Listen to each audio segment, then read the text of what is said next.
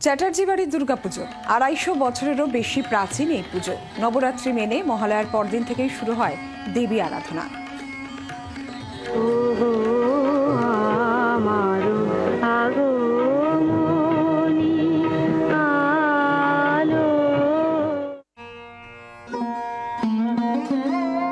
জমিদার মহেন্দ্রলাল চট্টোপাধ্যায়ের হাত ধরে সূত্রপাত হয় দেউলটি সামতার চ্যাটার্জি বাড়ির দুর্গোৎসবের, যার নামেই নামাঙ্কিত বর্তমান কলকাতার মহেন্দ্র চ্যাটার্জি লেন।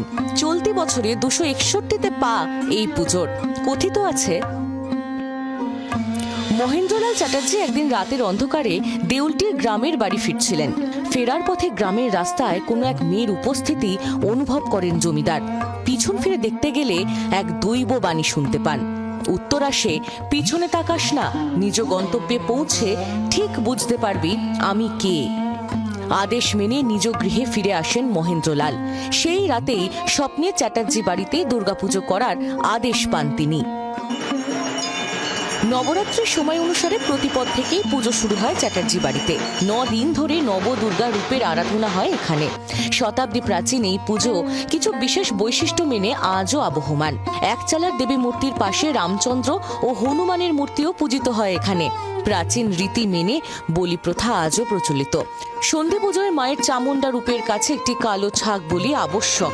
পাশাপাশি পাড়ার প্রতিষ্ঠিত পুকুরে ঘট বিসর্জনের প্রথা আজও বর্তমান। বিশেষত্ব হলো এই পুজো 10 দিনের নবরাত্রি এবং তন্ত্রমতে ছাগ বলি সহ।